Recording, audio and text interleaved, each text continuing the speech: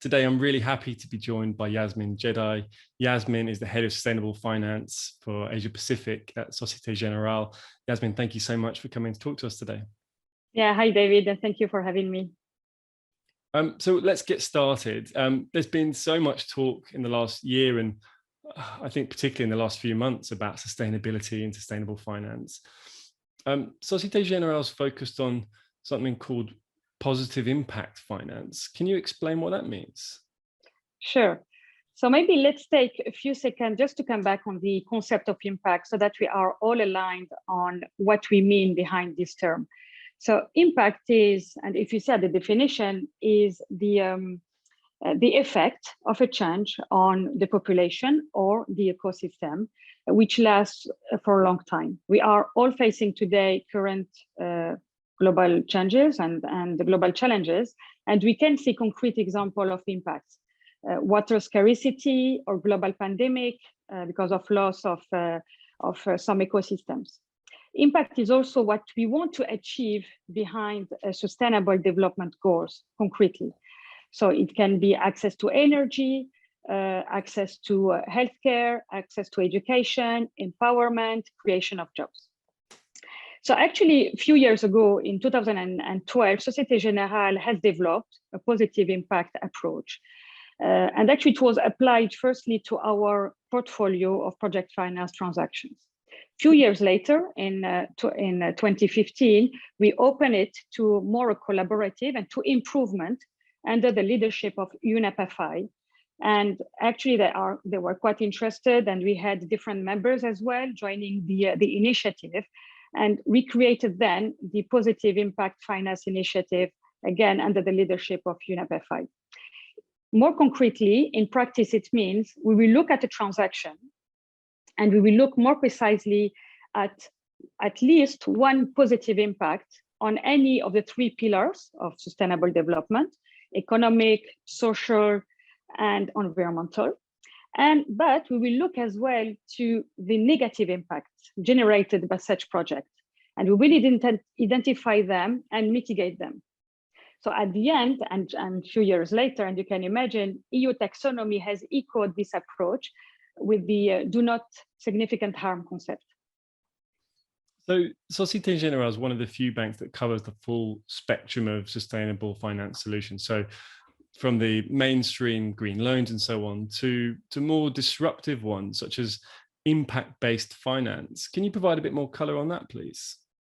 Sure. So maybe to come back to our ambition, which is to support our clients in achieving and contributing to the sustainable development goals and helping them to go through their transition. And actually, it goes through the different financing solutions, from conventional financing solutions to the traditional sustainable financing solutions, but also more disruptive approach, such as the impact-based finance, which is actually a co-constructing approach with our clients to think about new business model to be able to achieve those SDGs.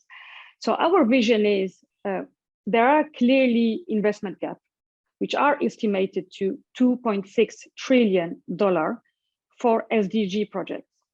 And actually, I'm referring here to investment gap and not funding gap, because our vision is that there is plenty of funding when it deals with investable projects, all the more if they contribute to the SDG. So the issue is, how can we make projects more bankable?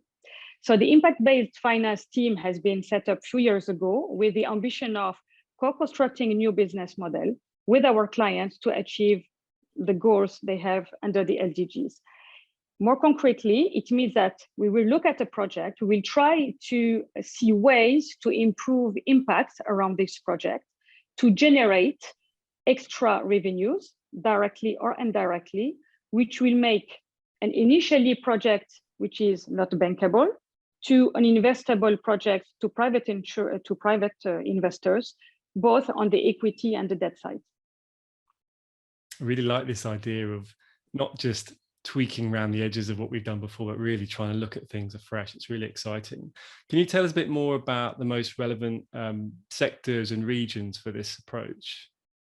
So actually, we are testing this approach with many of our corporate clients in different regions, notably in Africa and Southeast Asia. And we have identified 4 key, I would say, value chain. The smart infrastructure and sustainable cities. So it's all about smart lighting, smart mobility. The second one is about clean energy and connectivity and energy efficiency, obviously. Third one is the smart agriculture and water treatment. And lastly, circular economy and waste management. In terms of geographies, unsurprisingly, the SDG investment gap are mainly in developing countries because actually of the huge needs, but also limited fundings. But we are seeing also that even in developing countries, because those projects are, the projects of energy efficiency and mobility, they are small, they are dispersed, and they are also, I would say, the business model around those projects is not necessarily the most efficient. So we do think that even in developed countries, this approach is relevant, hence the need to rethink impact. Yasmine, thank you so much. It's been fascinating to hear about what Societe Generale are up to. That's all we have time for this week. We'll be back next week with another video.